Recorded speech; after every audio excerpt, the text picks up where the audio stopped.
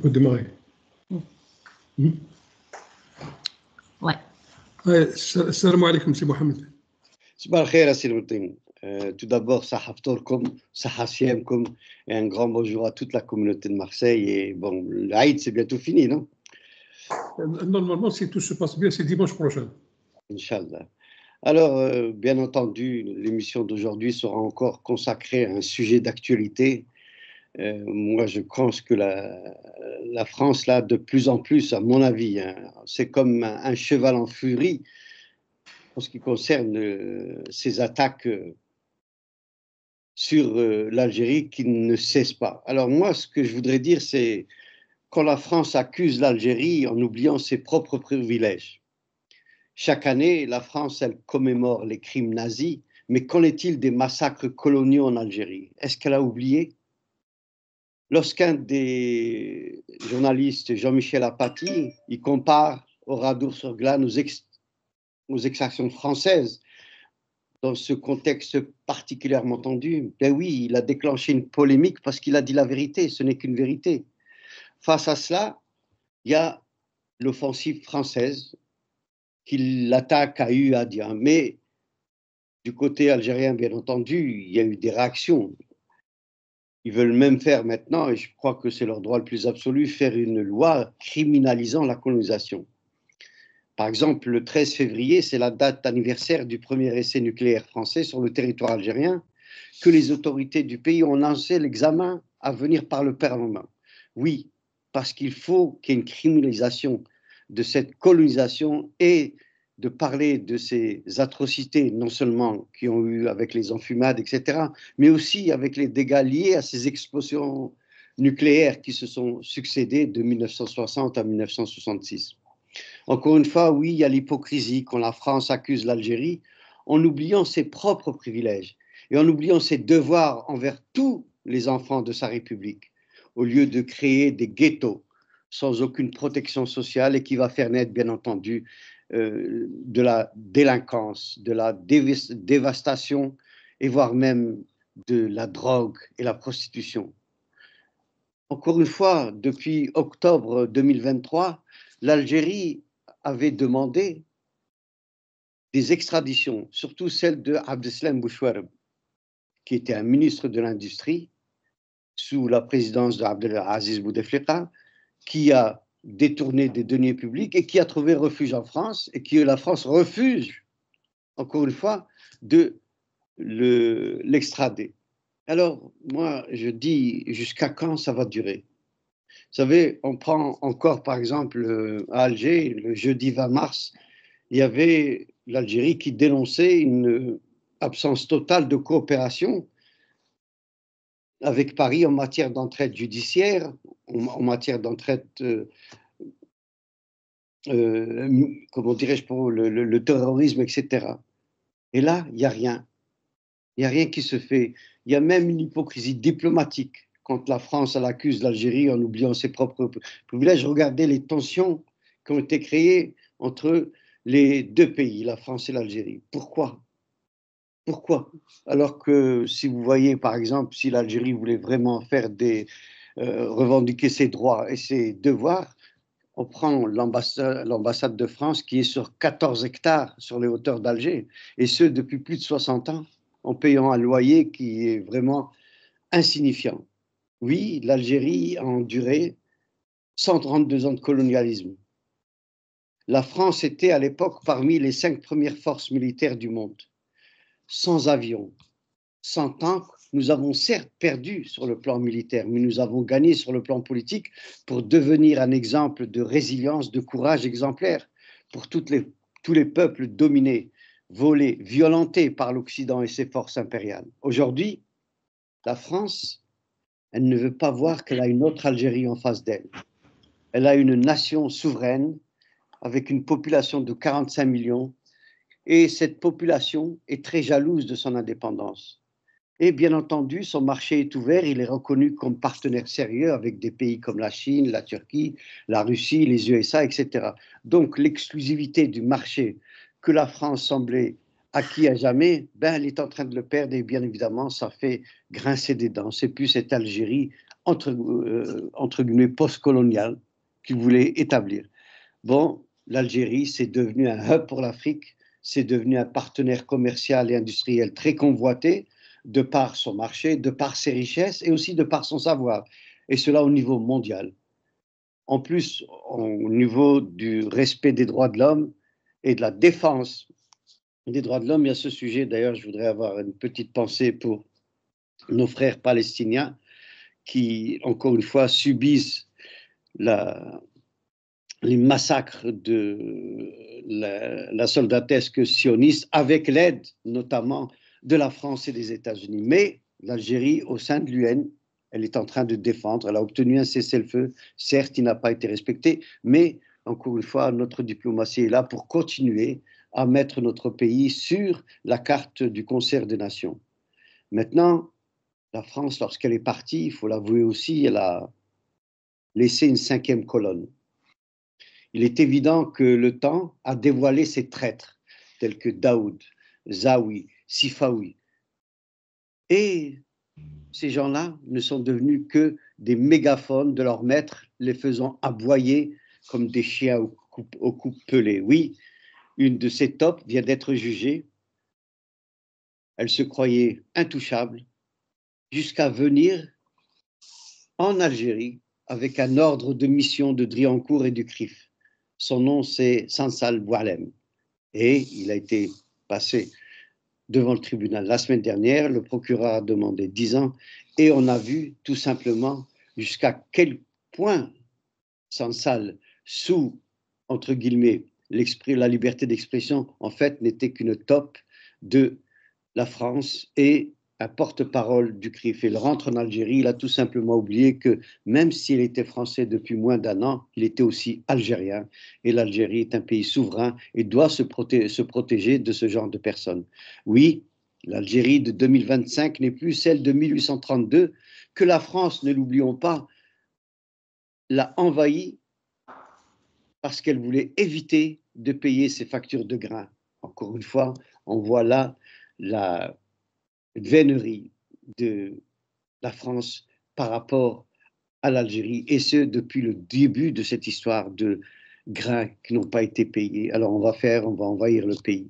Oui, la France de 2025, elle aussi, n'est plus la France de 1832. Maintenant, ce sont des ministres gueux tels que Retailleau, Bayrou, Darmanin, qui veulent devenir une soldatesque telle que Bugeaud, la Mauricière ou le duc d'Aumale. Mais en fait, ils ne sont que des valets de l'extrême droite sioniste, oubliant que l'Algérie, aujourd'hui en 2025, est devenue une puissance militaire avec ses propres avions, ses propres tanks, ses propres sous-marins, mais au-delà de tout, au-delà de ses forces militaires, elle a son peuple, qui est celui qui a toujours en tête le souci de veiller au feu de sa liberté, chèrement arrachée après 132 ans, et sachant qu'il ne faut jamais oublier que la France n'a jamais voulu des Algériens, que la France est un pays de xénophobes et que la France, vis-à-vis de ses colonies, cherche à se venger. Elle est revancharde. Même, je dois reconnaître, s'il y a encore des voix intègres, courageuses, qui viennent et qui défendent qui défendent en condamnant ce que la France est en train de faire. Je parle de Villepin, je parle de Boniface, je parle de Ségolène Royal et bien d'autres encore, il faut l'avouer, qui eux, Benjamin Sora bien évidemment, qui eux mettent en avant l'injustice de ces attaques de ces nouveaux gouvernements français ou ces ministres français qui se clament vraiment, vraiment à vouloir faire de la provocation en voulant mentir sur ce qu'est la réalité. Il y a une réalité aussi qu'il ne faut pas oublier, c'est que, comme dirait Villepin, il y a 6 millions d'Algériens, dont à peu près 4 millions de binationaux. Et ce sont des gens, même Benjamin Sora l'a dit, ce sont des gens qui sont des plus respectueux des lois de la République. Et comme leurs aïeux de Verdun, de Monte Cassino, de Provence, ils servent aussi la France. Alors voilà ce que je voulais dire, Nordine, et je suis encore une fois très peiné de voir ce qui se passe sur la chaîne française, sur la chaîne politique française, au moment où je te parle. Et tfaddal. Oui, de toute façon, vous avez résumé bien comme il faut le drame qui se joue entre l'Algérie et la France. Hier, il y avait le président, juste une pensée pour nos frères palestiniens qui sont en train de crever parce qu'il faut employer le terme qu'il faut. Et en même temps, il y a rendre hommage au président israélien, Herzog, qui a tenu des propos très durs vis-à-vis de Benjamin Netanyahu. Il lui a dit ce que il a été horrifié par les bombardements qu'il y a eu ces derniers temps. Voilà. Rabbi, Inch'Allah, يجيب لهم السرح. Et la lâcheté du monde arabo-musulman, demain, le créateur, il le perd, ça c'est sûr. C'est le premier point. Hier, il y avait le président algérien, Saad Majid Tebboune, il a été interviewé pendant 2 heures. Il a parlé de tous les problèmes. Et on voit que c'est un bonhomme qui parle sans haine. C'est pas de revanchard en disant ils ont dit ça. Là. Sur la question de l'Algérie, il a dit deux, trois mots. Il a dit bon, ça c'est leur loi. Il a dit moi, si je dois parler avec quelqu'un, je parle avec le président de la République. Absolument, bien sûr. Emmanuel Macron. Ou bien que Emmanuel Macron délègue sûrement le ministre des Affaires étrangères pour essayer de voir le problème, comment il faut le résoudre. Il faisait allusion à Attaf, ministre des Affaires étrangères. Il a dit j'ai une confiance totale. Et en même temps, il a parlé que l'Algérie, les accords qu'elle a avec pas mal de pays. Il y a un pays quand même qui sort un peu d'ordinaire, c'est le Mali. Il a dit, il y a beaucoup de gens qui disent comme quoi qu'il n'y a pas une entente entre l'Algérie et le Mali. C'est faux. Avec le Mali, ils viennent de former 1700 soldats, des officiers de l'armée malienne dans les écoles et dans les universités algériennes. Et il a parlé aussi comme quoi qu'il y a de très bons rapports avec le Nigeria, avec le Niger, avec tous ces pays-là. Il a dit, il n'y a aucun problème. Les Américains, ils viennent peut-être qu'on va trouver une solution pour qu'ils puissent exploiter le minerai algérien. C'est pas parce qu'on travaille avec les Américains qu'on va épouser leurs idées. Les Russes, c'est des amis de longue date. C'est pas pour ça qu'on va être avec eux dans chaque position. Et il a dit le mot qui m'a interpellé, et je pense qu'il avait entièrement raison. Il a dit nous avons toujours fait partie des pays non alignés, ni avec les uns, ni avec les autres. C'est en fonction des rapports. Je ne savais pas que l'Algérie aujourd'hui, c'est le premier partenaire avec l'Italie, sur le plan commercial. Sur le plan commercial, oui, effectivement. Oui. C'est le premier pays. Donc, le problème qui se pose ici en France, c'est vrai que M. Rotaillot, qui parle de l'Algérie matin, midi et soir, mais maintenant tout le monde, ils se sont rendus compte qu'il n'y a que l'Algérie qui l'intéresse. Et à des fins personnelles, à des fins pour qu'il puisse accéder, qu'il devient président de DLR. C'est ça son objectif. Ils s'en foutent éperdument de la France et des Français. Ce n'est pas un bonhomme qui pense pour l'intérêt de la France et des Français. Voilà, c'est vrai que pour les binationaux, là, pour les immigrés aujourd'hui, bon, les binationaux, ils s'en foutent, ils sont considérés, même si on ne les considère pas comme des Français à part entière, ils ont une carte d'identité française, donc à chacun les emmerde. Ça, c'est le premier point. Mais par contre, ce que subissent aujourd'hui nos compatriotes immigrés, si on peut les appeler, pour le renouvellement de leur carte de résidence, des fois pour avoir un rendez-vous, des fois il reste 7 ou 8 mois pour avoir le rendez-vous. Et quand ils attendent 7 ou 8 mois pour avoir le rendez-vous, il y a toutes les s'ils travaillent dans une entreprise, l'entreprise ne peut pas lui renouveler son contrat parce que sa carte de résidence, elle arrive elle expire à telle date. Voilà. Et là, c'est de la discrimination. C'est vraiment de la discrimination. Et c'est là que l'État algérien doit intervenir. C'est pas possible que des gens aujourd'hui, pour demander le renouvellement, pour ces des gens, ça fait 20, 30, 40 ans qu'ils sont en France.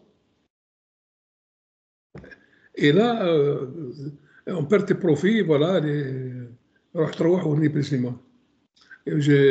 y a des gens là que je connais qui viennent me voir. Je leur conseille toujours de mettre un avocat parce qu'il n'y a que ça qui peut les sauver. Et pour mettre un avocat, il faut le payer, 1 500 ou 2 000 euros minimum. C'est juste pour faire une lettre.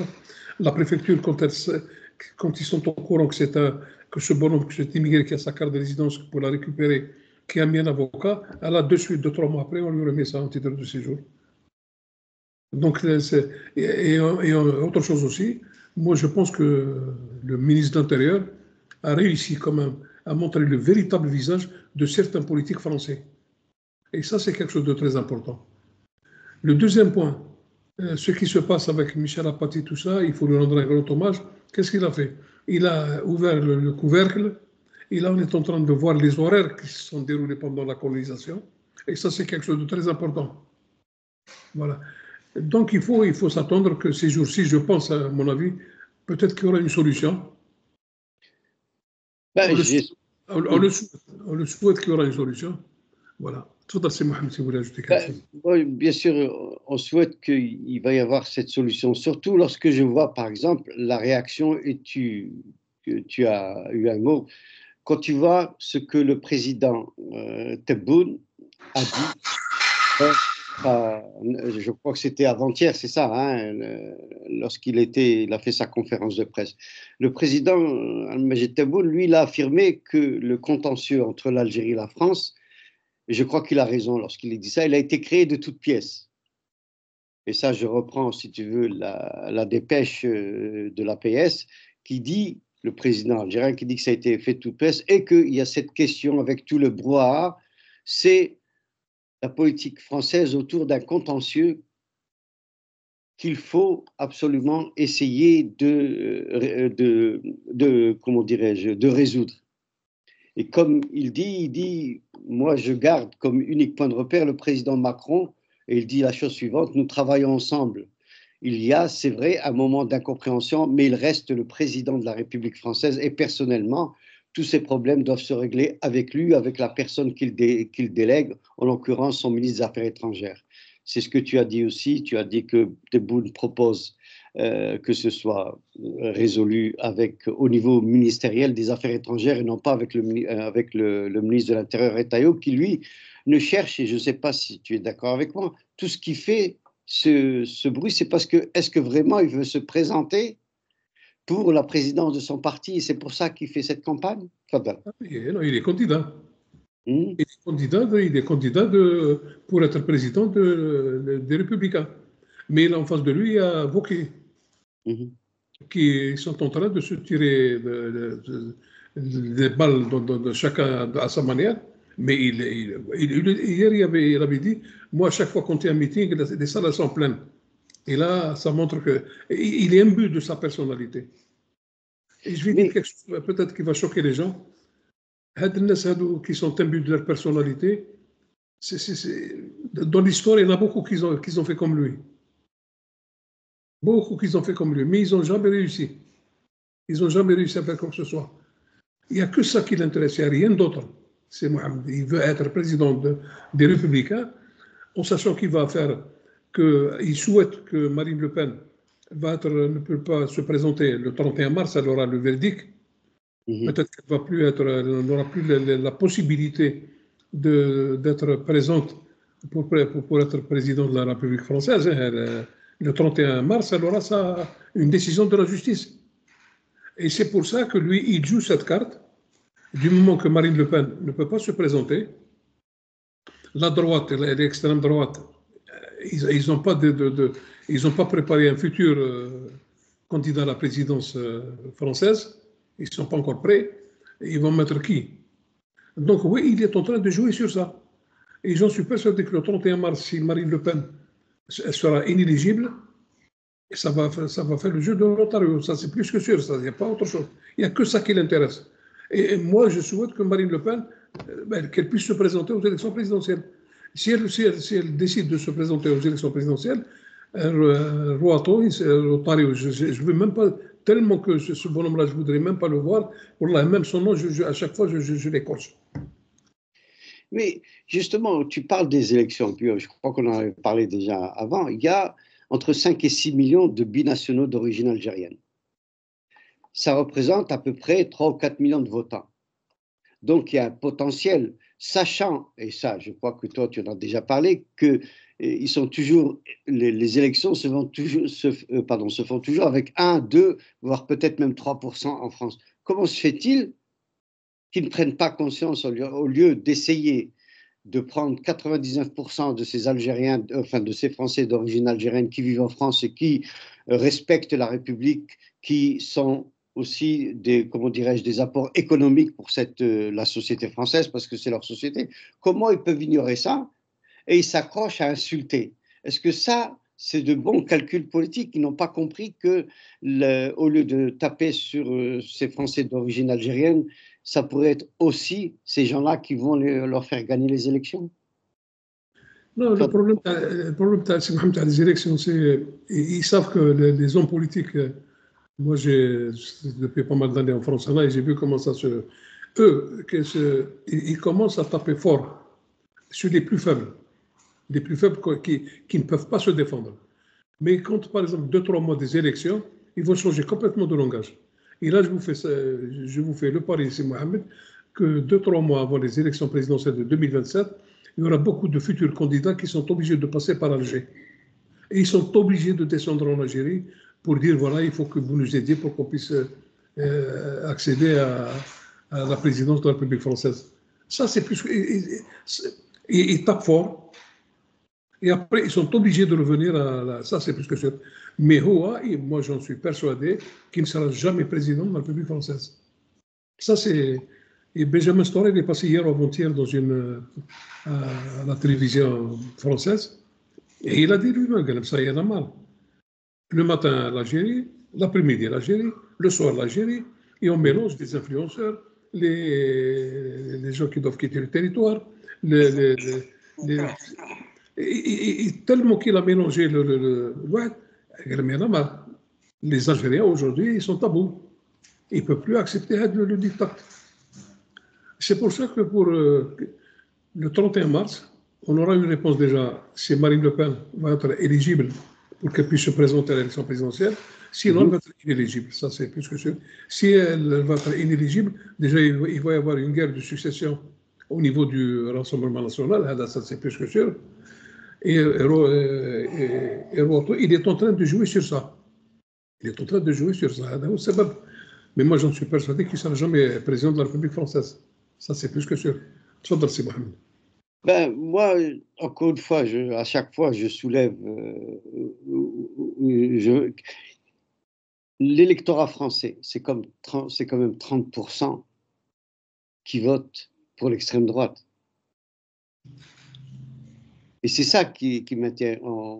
Tu te souviens lorsque il y avait un deuxième tour, je pense que c'était avec Chirac contre Jospin, et finalement c'est Chirac qui a été élu parce que Jospin s'était retiré, mais si Jospin ne s'était pas retiré, il y avait de fortes chances que l'extrême droite aurait été élue. Moi, quand je vois au Parlement maintenant français, l'extrême droite, c'est une voix qui compte. Si tu prends la dernière élection de Macron, il s'est inspiré directement du livre de la feuille de route de l'extrême droite. Retailleau, qu'est-ce qu'il est en train de faire? Il est en train de faire l'écho des programmes proposés par Marine Le Pen. Et c'est pour ça que je suis, moi, un petit peu plus sceptique et j'ai encore peur, enfin, je suis très inquiet, j'ai bien peur que l'extrême droite va passer.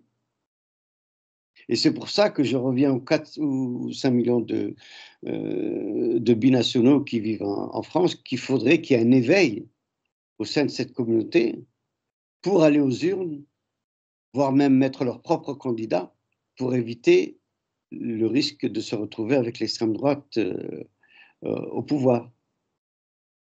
Non, c'est le problème qui se pose. C'est vrai qu'il y a 30% qui ont voté Front National, Rassemblement National. Mais il ne faut pas oublier avec un taux d'abstention qui dépasse les 40%. C'est vrai, Assi Nordine, mais encore une fois, moi, je suis quelqu'un de très pragmatique.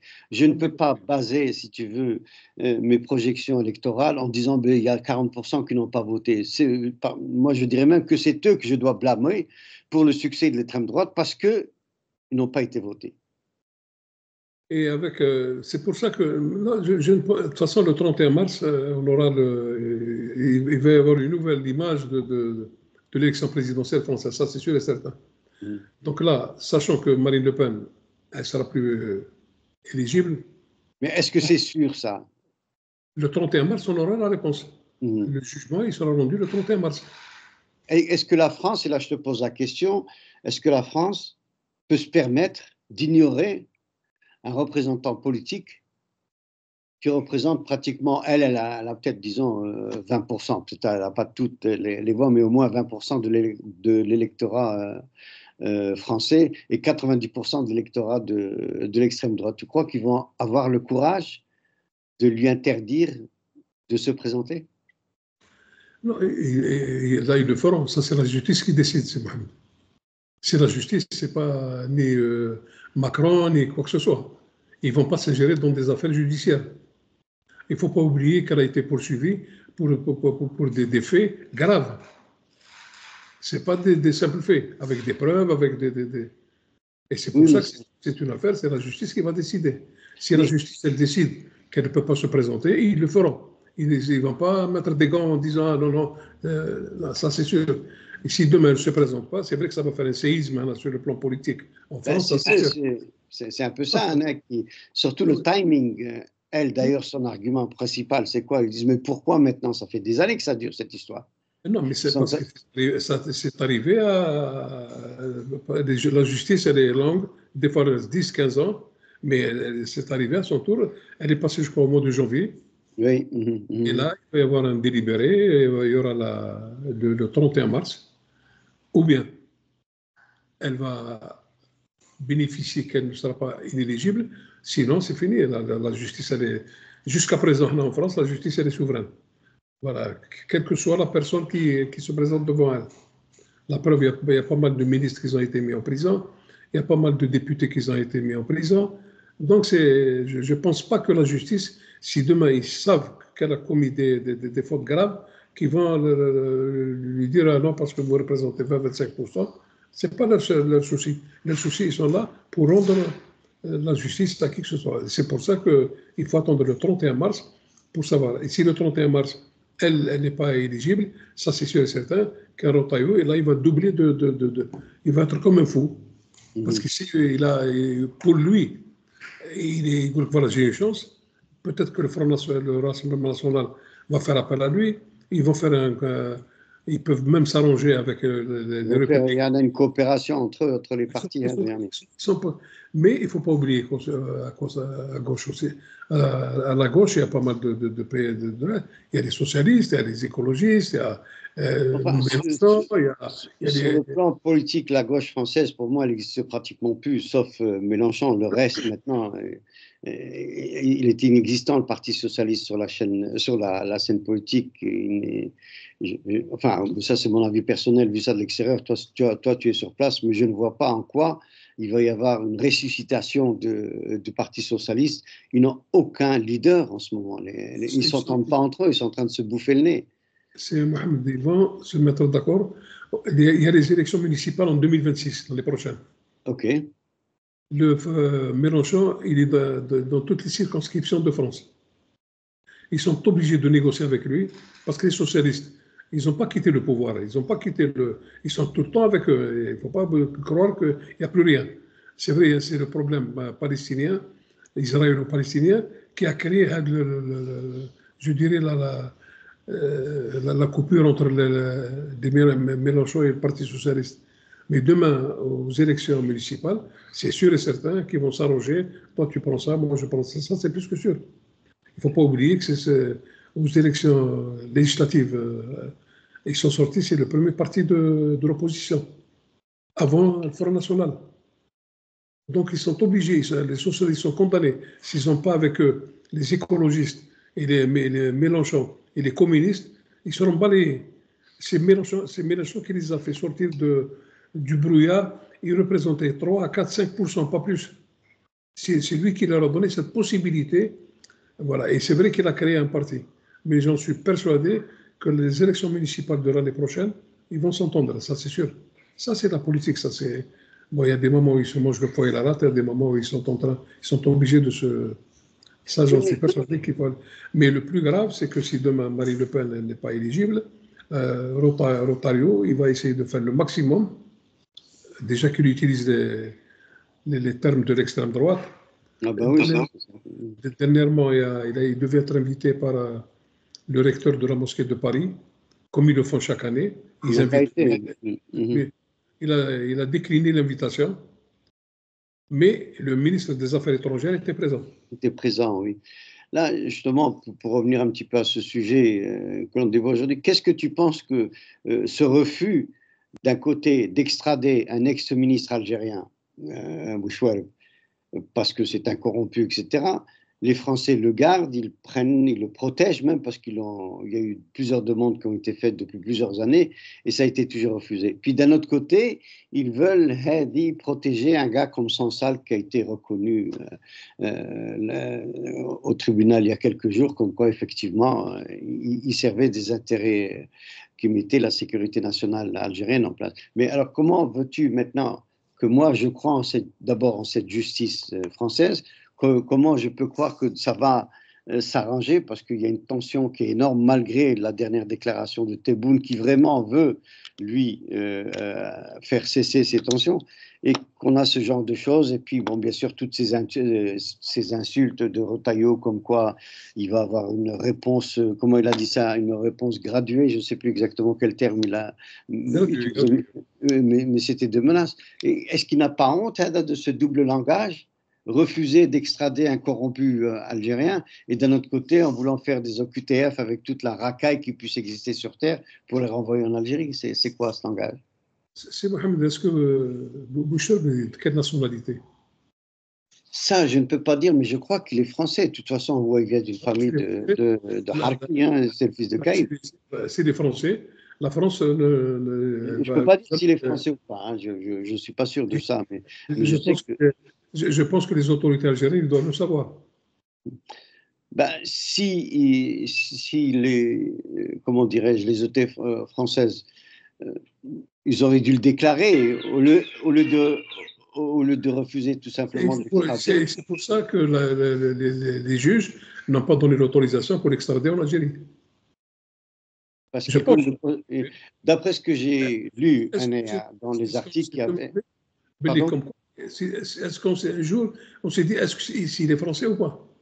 Je peux checker si tu veux, ça je peux checker là sur l'internet, enfin sur le réseau, sur l'internet, je peux poser la question, mais moi ce que je me dis c'est ce que j'ai lu comme excuse, d'abord il est malade, et ensuite ils ont peur qu'il n'ait pas droit à se défendre d'une manière probante en Algérie. En Algérie il ne pourra pas se défendre. C'est ce que dit, c'est pour ça qu'ils ont refusé. Mais je peux regarder s'il était français ou pas, je vais regarder ça tout de suite. Je ne voudrais pas trop parler de Tarouat parce que on aurait pu se demander s'il était français ou pas. C'est ça juste une confidence, c'est Mohamed. Boucher et Islam, on était les deux félicérés d'Ahara à Constantine. Donc tu sais très bien que son père c'était bon, il a un frère d'ailleurs qui est dans l'armée en Algérie, etc. Mais il est issu d'une famille, c'est leur père Khaïd, non? C'était un notable. Slimane était au commandant à l'époque. Slimane, c'est son oncle, qui était membre de l'armée de libération nationale. Donc, c'est pour ça que si la France n'a pas voulu l'extrader, si la nationalité française, la France n'a jamais extradé un de ses ressortissants. Ça, c'est marqué noir sur blanc. Voilà, c'est pour ça que. Mais le problème, ce n'est pas simplement Abdeslam, c'est tous ces gens qui ont fui avec des milliards et des milliards et des milliards. Il y a une complicité aussi bien sûr, absolument. Une complicité je dirais, de la France.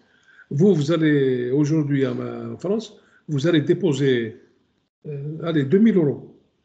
Vous allez être convoqué, le lendemain, vous allez être convoqué par le directeur de la banque. Et le directeur de la banque, il va vous signaler à Tracfin où vous avez eu ces 2 000 € et par quels moyens et qu'est-ce que vous allez en faire. Aujourd'hui en France, et ces gens, quand ils viennent d'Algérie ou là, ils fuient d'Algérie, c'est avec des valises pleines d'argent, pleines d'euros. Ça se chiffre en millions d'euros.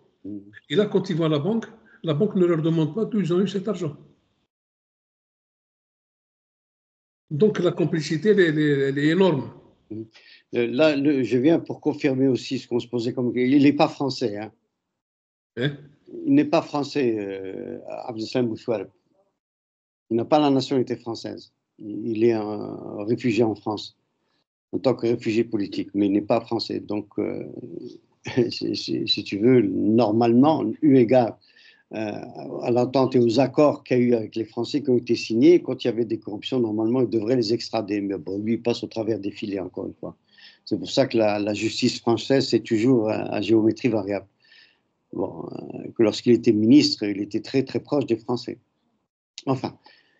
Alors maintenant, en ce qui concerne, pour revenir un petit peu, comment vois-tu, toi, le futur, avec tout ce brouhaha qui se fait autour? Est-ce que ça va, est-ce que en France, il y a des gens, suite aux déclarations de Villepin, de Boniface, de Madame Ségolène Royal, est-ce qu'il y a un éveil quand même au niveau de la France profonde pour dire, bon, maintenant, ça suffit? Avec l'Algérie, on a tellement d'intérêts communs, on a des communautés communes, les mariages mixtes, etc. Est-ce que tu crois que ça va, eu égard aux déclarations qui sont faites, ça va s'atténuer un petit peu? Surtout avec ce qu'a dit Benjamin Stora, qu'il s'en est assez maintenant de taper sur l'Algérie, ça fatigue. Non, le problème qui se pose, c'est, moi, en 71, lorsqu'il y a eu la nationalisation des hydrocarbures par Boumediene Allah yarhamou, je me rappelle ici en France, et il disait aux stations d'essence de ne pas servir les Algériens, ni en essence, ni en mazout. C'est ça bon, c'est vrai qu'il y a eu pas mal de désastres, mais j'en suis persuadé qu'ils sont condamnés à trouver des solutions. Oui. Ils sont condamnés. Ils sont condamnés parce que il n'y a pas que le problème de Rotario. Même ses proches, ils commencent à s'énerver en disant là, tu es allé trop loin. Et ils mélangent tout. Il y a un Marocain qui vient d'être expulsé. Il a été condamné, je crois, à 4 ou 5 ans de prison. Il a 2 enfants. Sa femme, elle est française. Ça fait 25 ans qu'il vit en France. Il a purgé sa peine, donc il a payé sa peine à la société. Et on vient de l'expulser. Un Marocain. Darmanin qui vient d'envoyer une lettre à tous tous les responsables de prison, les directeurs de prison, au procureur de la République en disant les gens qui sont dans les prisons d'origine étrangère, quels sont le plus qu'on peut expulser, il faut nous donner des listes. Ils sont en train de préparer des listes. La France, elle est en train, c'est vrai qu'elle s'attaque à... Ils savent que l'opinion publique française... Parce que le problème, c'est que c'est l'opinion qui fait de la politique. C'est plus les politiques qui font c'est l'opinion, c'est les médias qui font de la politique. Et ils ont tellement... Hier, il y avait un documentaire de la Creuse, hein, en plein Cambrousse. Ouais. Ils ont mis ils ont construit pour les migrants. Ils étaient trop là, 300 jeunes migrants qui l'ont mis là-bas. Et les personnes qui habitent à côté, nous avons peur, nous avons ça. C'est vrai que la peur, elle s'est instaurée. Aujourd'hui, le problème, c'est un problème qui est grave. Au lieu d'aller acheter des armes pour préparer la guerre, ils vont me préparer un plan Marshall pour l'Afrique déjà, pour essayer de trouver des solutions. Parce que les gens qui quittent leur pays, je ne pense pas qu'ils le quittent ils le quittent parce qu'ils sont dans la misère, où il y a une injustice, où il y a... Donc, pourquoi ne pas prévoir un plan Marshall pour l'Afrique? Et ça sera bénéfique pour tout le monde. Tu sais, là, lorsqu'on parle de l'Afrique, je pense que l'Algérie, maintenant, elle joue un rôle très, très important au niveau de l'Afrique. C'est devenu un hub, que ce soit au point de vue commercial, que ce soit au point de vue politique. On voit l'Algérie, d'abord, de notre position géostratégique, avec 6 frontières, 7 si je compte le Sahara, les Sahraouis. On ne peut plus ignorer l'Afrique. Donc l'Algérie, c'est pour ça qu'elle a des forces militaires qui sont là, qui sont à ses frontières, parce que le Sahel, les problèmes du Sahel, nous sommes directement, que le veuille ou pas, victimes de ce qui s'est passé. Même si aujourd'hui le Mali, le Niger, la Mauritanie, etc. sont en train de chasser les Français. Mais il y a toujours des tops qui laissent, il y a toujours une 5e colonne qui est encore là-bas. Et ça, l'Algérie, je pense qu'elle a un rôle à jouer en Afrique. Elle est en train de le jouer. C'est une puissance militaire et une puissance économique. Maintenant, les Algériens, par exemple, exportent en Afrique les produits pharmaceutiques, comment dirais-je, l'agriculture, etc. Nous sommes devenus un pays exportateur vers l'Afrique et non pas vers l'Europe, parce que l'Europe, tout simplement, n'ont pas voulu de nous et ils avaient des tarifs préférentiels pour nos voisins de l'Est et de l'Ouest. Mais aussi, il y a un autre sujet. L'Afrique est très importante, mais pourquoi, par exemple, récemment, j'ai lu que les Français allaient faire des opérations militaires à nos frontières avec le Maroc. Comment veux-tu maintenant que l'on reste silencieux lorsqu'on sait que c'est une question qui est très très importante, non seulement pour l'Algérie en tant que pays frontalier, mais aussi pour la dernière colonie d'Afrique, c'est le Sahara occidental. Le Maroc, il a colonisé d'ailleurs les trois quarts des territoires qui avaient été laissés lorsque les Espagnols sont partis. Est-ce que ça aussi, c'est pas un élément, si tu veux, qui joue sur la tension ou qui augmente la tension entre les Algériens, entre la France et entre Paris et Alger? Parce que c'est pas, bon, moi, c'est pas le peuple marocain qui j'en veux ou quoi que ce soit, j'ai pas de problème avec ça. Mais ce que je veux dire, c'est, est-ce que ça, c'est pas fait aussi pour envenimer les relations? Macron, lorsqu'il va en France, lorsqu'il envoie Rachida Dati, lorsque le président du Sénat va sur les territoires occupés, etc. Mais c'est de la provocation. Maintenant, on parle d'opérations communes militaires à nos frontières. Je ne sais pas si tu veux en parler ou là. Essaye de confirmer, hein, j'ai checké avant de prendre. L'opération, ça se fait même. L'Algérie, des fois, le fait avec. Dernièrement, ils ont fait avec la Chine, en Méditerranée. Ça se fait entre les pays, c'est pas ça, mais je là, pense que ça. Oui, mais je ne pense pas que ça une provocation. Le Maroc, maintenant, il est beaucoup plus proche de la France. La France, elle est là pour le rassurer. Ils ont des problèmes, je pense que c'est ça. Par contre, pour l'Afrique, il y a deux lignes maritimes qui viennent d'être inaugurées. Une ligne maritime du Sénégal, c'est-à-dire de l'Algérie au Sénégal, et une ligne maritime de l'Algérie en Mauritanie. Hier, le président Tebboune, il a dit quelque chose quand même d'extraordinaire. Il a dit que les universités algériennes, il y a beaucoup d'Africains qui sont inscrits dedans, et qui sont en train d'étudier chez nous, c'est chez eux. Et sûrement, ils ont une bourse qui est offerte par l'Algérie. Ça, c'est pas nouveau, hein, c'est depuis Comédienne. Donc ils savent que sur le plan politique, la preuve, les dernières élections en Afrique, ça aboutit que l'Algérie obtienne la vice-présidence de l'Union africaine, la vice-présidence avec une commission économique, donc sur l'économie de l'Afrique. C'est le nerf de la guerre. Voilà, donc c'est en bonne voie. Par contre, Tebboune, il a critiqué indirectement la Ligue arabe. Parce que cette fois-ci, il ne s'est pas présenté. Il n'y a que le ministre des Affaires étrangères. Normalement, c'était les présidents qui devaient se présenter. Et le journaliste lui a dit pourquoi, qu'est-ce qui vous a poussé à ne pas assister? Il a dit on en a marre du blabla. Blablabla, blablabla, ils font ce qu'ils veulent. Si on assiste à titre honorifique, mais on ne cherche pas ni à prendre ça, parce qu'à chaque fois, on demande d'évoluer, de changer le siège de la Ligue arabe, qu'elle puisse être présente à tour de rôle, machin. On sait où elle va, on sait où elle. Donc la Ligue arabe, et ça, je pense que c'est une bonne nouvelle. Parce que qu'est-ce que l'Algérie a gagné avec tout ça?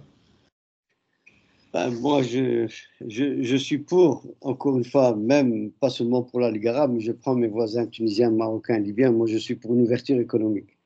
Au lieu d'aller se faire la guerre, au lieu de dépenser tous ces milliards de dollars dans l'armement, pourquoi ne pas ouvrir un marché commun? Je prends la France et l'Allemagne, ils ont fait 2 guerres mondiales, ça a coûté 60 millions de victimes des deux côtés, y compris avec les Russes, etc. Enfin, toute l'Europe, c'était une guerre mondiale. Et aujourd'hui, dans les années 50, il y a De Gaulle et Adenauer qui se sont embrassés, ils leur ont dit, bon voilà, c'est fini, on va ouvrir. Parce que, bon, lorsqu'il y a le trade, c'est-à-dire que l'ouverture du marché, ils ont commencé par le marché commun, ils étaient 6, maintenant je crois qu'ils sont 28 ou je ne sais plus combien, mais toujours est-il que tu peux te balader de Stockholm jusqu'à Madrid, si tu es européen, sans aucun problème, et puis il y a la liberté des gens, la liberté des goods, etc. etc. Pourquoi que l'Algérie ne pourrait pas faire ça? On a la même langue, c'est l'arabe, on a la même religion, nous sommes tous musulmans. Qu'est-ce qui fait qu'on ne peut pas se concentrer sur cela? Je suis tout à fait d'accord. Maintenant, bon, moi, bien sûr, le monde arabe, pour moi, encore une fois, il y a une nouvelle génération qui est en train de... La plupart des pays arabes, leur population est à plus de 40%, enfin, peut-être même plus, des gens qui ont moins de 30 ans ou 40 ans. Donc, et ce sont en plus des gens qui, avec un écran, ils peuvent voir ce qui se passe dans le monde, ils n'attendent plus l'information, ils vont la chercher.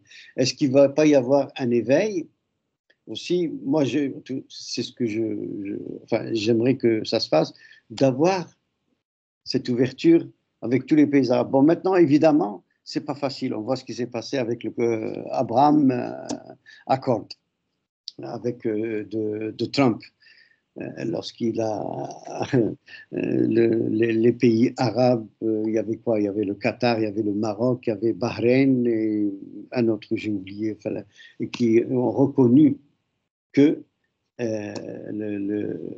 Israël avait le droit d'exister et que le Sahara, en échange de quoi Trump a donné au roi Mohammed V ce qu'il voulait, c'est-à-dire de reconnaître que les territoires sahraouis étaient en fait une entité marocaine.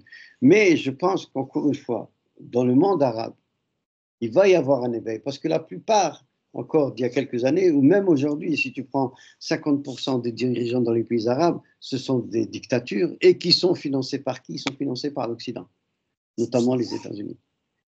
Donc c'est ça aussi la bataille qu'il y a entre les gouvernants et les gouvernés. Le peuple arabe, par exemple au Maroc, malgré l'interdiction de manifester en solidarité pour la Palestine, ils l'ont quand même fait. Et il y en a beaucoup qui ont été arrêtés. En Égypte, pareil. Donc la population arabe, le peuple arabe veut cette unité. C'est pour ça que je reste moi optimiste en disant que la Ligue arabe, d'une manière ou d'une autre, peut survivre avec les nouveaux, avec cette nouvelle génération. Et c'est pour ça que je prends toujours le même exemple de l'Europe. Elle a été créée après 2 guerres mondiales. Et regarde aujourd'hui comment c'est. Enfin, je ne sais pas, je suis peut-être utopique en disant ça. Dis-moi. Je rêve, voilà. Je vis dans un monde qui n'existe plus ou qui n'a jamais existé. Je suis persuadé que les Arabes, les pauvres, on fait partie de ce monde arabe. C'est pas demain la veille qu'il va y avoir une démocratie, qu'il va y avoir une liberté. C'est dans le sang, c'est Mohamed. C'est dans le sang. Ça, je ne comprends pas. Qu'est-ce que tu veux dire, c'est dans le sang? Impossible. Depuis des années et des années. Est-ce qu'il y a eu une évolution? Lorsqu'il y avait Boumdillah Rahmou, Jamal Abdel Nasser, le président syrien, le président irakien, ils étaient puissants. Dans les paroles, on avait l'impression qu'ils allaient conquérir le monde. Et lorsqu'il y a eu le déclenchement, c'est des châteaux de cartes. En Égypte, de partout. Le monde arabe, il ne faut pas trop y penser. Moi, je reste optimiste. Moi, je dis que le monde arabe va s'éveiller. Ce que tu viens de dire, par exemple, c'est juste. Je ne peux pas dire que c'est... Mais je prends l'histoire du monde. Regarde l'Europe, comment elle s'est formée. Il y a eu 17 siècles de guerres incessantes en Europe. Ces guerres se sont arrêtées quand ils ont commencé à... On fera une émission sur l'islam des Lumières. On verra qu'est-ce qu'ils ont fait. Je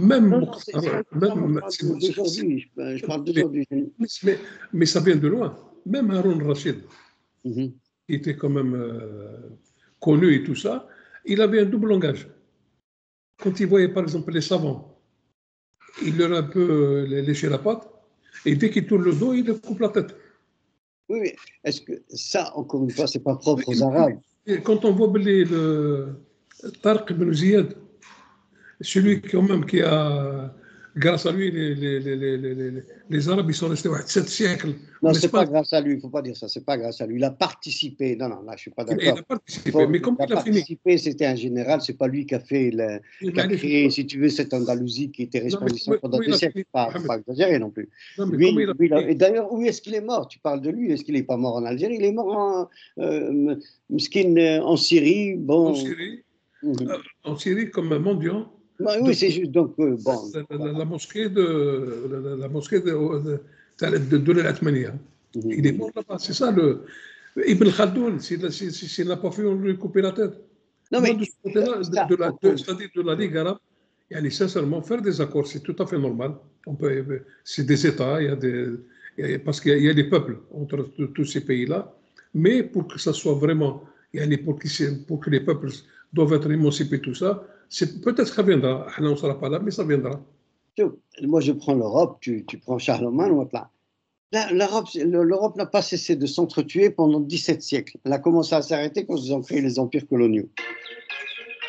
Mais je pense, encore une fois, moi je parle des Arabes d'aujourd'hui, ce sont je pense de ces intellectuels, de ces scientistes, etc. Je ne parle pas, moi, parce que bon, on a un héritage arabo-musulman qui est magnifique, on a découvert la médecine, on a découvert... Non, moi je parle de maintenant.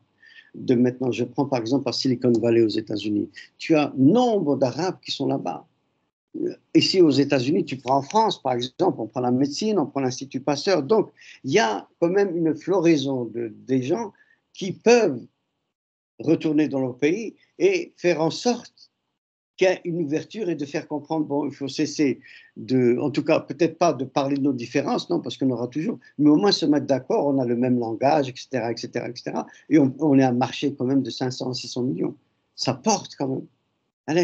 Mais il faut se débarrasser de ces dictatures. Et ces dictatures, regarde ce qui s'est passé en Égypte avec Morsi.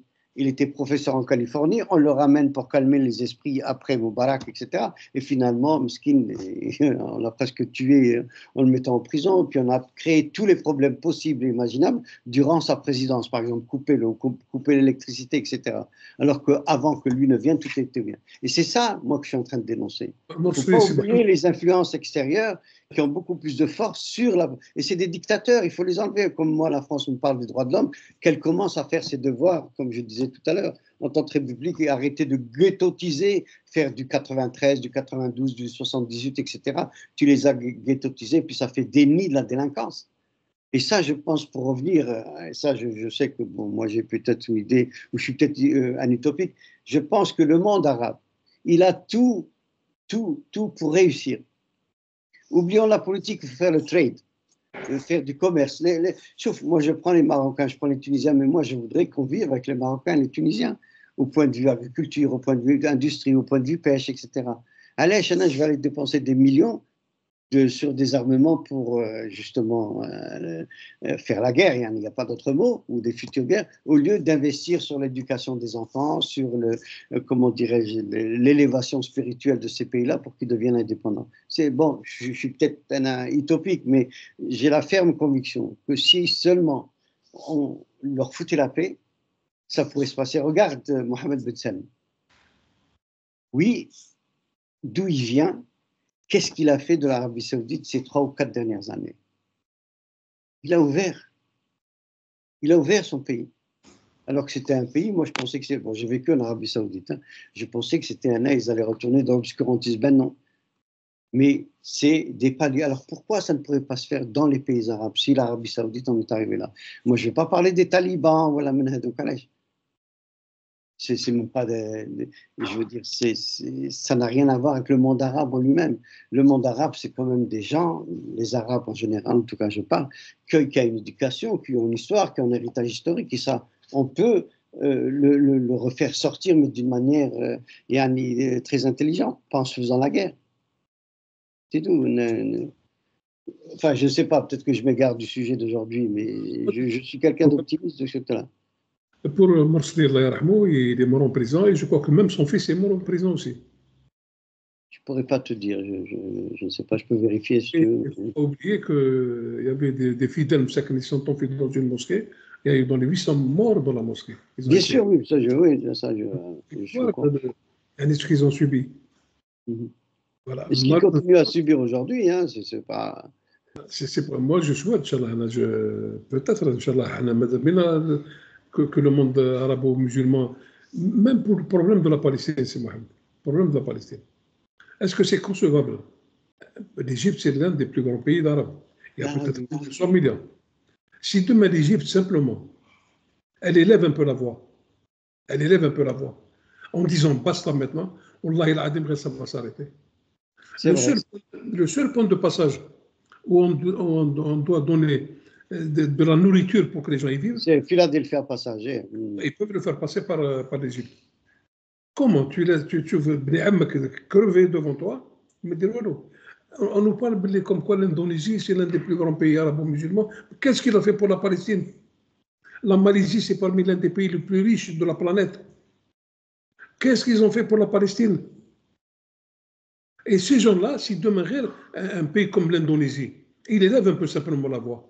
L'Indonésie, c'est une puissance, que ce soit militaire, que ce soit scientifique, dans tous les domaines. Et personne ne réagit. Et on laisse ces gens se faire massacrer. En l'espace de 4-5 jours, il y a peut-être plus de 600 morts. 750 d'après les derniers chiffres avant l'émission. Et les gens مساكن avec مساكن يدزوا دور لي الواحد تسمع الله وتجي تقول لي مسلم وتجي تقول لي من ايه. Non, il faut se rendre à l'évidence. Hier, on a posé la question au président Majid Tebboune. Il a dit احنا على كل حال les Palestiniens c'est une partie qui font partie du peuple algérien. C'est sûr et certain, le seul pays, même Bouteflika, Allah yarhamou, avant qu'il meure, il a dit le seul pays qui a toujours honoré ses dettes vis-à-vis de la Palestine, c'est l'Algérie. Et ils avaient un budget, chaque année, ils leur donnaient des talouades. C'est pour ça, les gars, nous, quand on va. Dernièrement, on nous a ramené en Syrie un ancien taliban qui a changé de qamis. Il a laissé la barbe, costume, machin.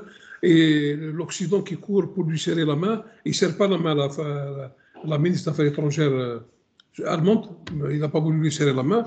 Oui, vous êtes hier, tu étais un assassin criminel, vous avez assassiné des gens. Et ils ont pris le pouvoir, qu'est-ce qu'ils ont fait? Ils se sont attaqués à. De suite, ils se sont attaqués à Alaouites, ceux qui sont proches de Bachar al-Assad. Non, c'est pour ça, les gars, il faut être optimiste à la couille. On ne va pas fermer la porte. En espérant qu'un jour, Inch'Allah, ça changera. Inch'Allah, Inch'Allah. Moi, encore une fois, je garde mon utopie en disant que ce monde arabe, je parle du peuple arabe, et même quand tu parles du cas de la Syrie, par exemple, ce nouveau venu, ben c'est vrai, c'est à pleurer quand on connaît son passé. Mais encore une fois, l'Occident le supporte. S'il n'y avait pas l'Occident, je ne pense pas qu'il puisse être là-bas. Bon, ça, c'est une opinion personnelle. Hein.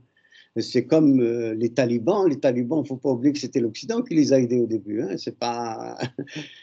Tu sais, c'est comment il s'appelle un deck qui était dans un. Messaoud, j'ai oublié son nom, dans les années 70-80.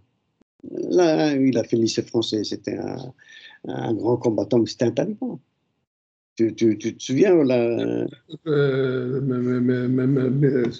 qui a été tué d'ailleurs par des Belgiques. Il a été assassiné. Il a été assassiné par des jeunes qui venaient de Belgique, etc., qui lui ont mis une bombe. Ils ont dit, bon, est-ce que tu peux nous donner une interview, etc. Mais lui aussi était supporté. C'était un taliban, il était supporté. Bon, bien sûr, c'était, comment dirais-je, les circonstances, il y avait l'URSS, etc. Moi, je dis, encore une fois, je ne cesserai de le répéter, je pense que si on laissait seulement les jeunes du monde arabe, et puis il ne faut pas oublier, il n'y a pas que des musulmans dans le monde arabe, hein. Il y a aussi, je crois qu'on a à peu près 20 à 25% des chrétiens, etc. Mais qui pour se débarrasser de ces oligarques, pour se débarrasser de ces, comment dire, Mahmoud Abbas, etc. Qu'est-ce qu'il fait encore là, qu'est-ce qu'il fait encore? S'il n'y avait pas Israël, il ne serait pas là, il serait parti. On veut condamner le Hamas, quel que soit le Hamas, puisqu'on parle de démocratie, de liberté d'expression. Le Hamas a été élu par les Palestiniens, d'une manière démocratique, seulement comme le résultat des urnes n'a pas plu à Benjamin Netanyahu, alors que Benjamin Netanyahu, c'était lui qui avait demandé, en allant vers le Qatar, de payer les instituteurs, etc., au départ, hein, je parle. Regarde maintenant ce qu'il en est. Donc, encore une fois, l'imbrication, l'indépendance du peuple arabe qui cherche à l'avoir contre, si tu veux, la mainmise de l'Occident, qui ne veut absolument pas que ça existe. Ils ne veulent pas ça. Regarde ce qu'ils sont capables de faire. Le monde arabe s'est tu. Je ne sais pas si le monde arabe s'est tu, parce que bon, quand on prend les gouvernements arabes, oui, ils se taisent. Mais le monde arabe, il y a des il y a des manifestations tous les jours en ce qui concerne ça. C'est ça. C'est Mohamed Rabbi Jib Khair, هذا ما نتمناه. Ok. On arrive à la fin de l'émission. Merci. Oui. Alors, le livre aujourd'hui, qu'est-ce que c'est? Qu'est-ce que tu nous proposes? Aujourd'hui, c'est le livre d'or de l'Algérie, Histoire politique, militaire, administrative, édition en 1889. Ça, c'est un livre qu'on peut trouver. Quel est l'auteur? Narcisse Faucon. C'est la Bibliothèque nationale de France. Et il est par Internet. On peut le publier, on peut le facilement. Et là, vous avez tous les gens qui ont, entre guillemets, travaillé. Même l'Algérie, il y a tous il y a des Bengana, il y a des Benchenouf, il y a de la lecture. Ah, je sais pas, la marche que vous avez faite hier, là, qu'est-ce que ça a donné? Ce sera le mot de la fin avec. Ben, c'est-à-dire, comme ils ont déjà, comme c'est les médias non, il y a eu à peu près dans les 100 000 manifestants dans toute la France, c'est important. Oui, c'est énorme. Mais donc, au niveau national, toute la France. Ouais. Ils ont fait une image de celui qui est à C8. Ils lui ont donné une image comme quoi qu'il ressemble à un juif, intégriste, machin et tout ça. Et ça a cassé le fameux poster. La photo qui a été, même RFI, ils ont été condamnés à 3 500 € d'amende parce qu'ils ont transformé son visage au derrière un visage de quelqu'un qui. Voilà. على كل حال سي محمد ربي يكون خير la prochaine émission ان شاء الله. Merci. Alors Sahaf Tolk, encore une fois, c'est toujours très intéressant de débattre avec toi. On a nos approches, on a différentes. Le livre est intéressant, c'est Mohamed. Ah oui, je ne connaissais pas. Hein, moi, je pris note. Sur Internet, c'est la Bibliothèque nationale de France. Il y a des millions de titres pour votre information. Encore une fois, merci à toute l'équipe technique derrière Radio Ralba de nous permettre de faire ces émissions. Sahaf Tolkum, à tous les auditeurs, pour ceux qui font le Ramadan, et à dimanche prochain, Inch'Allah. Merci. Au revoir. Islam.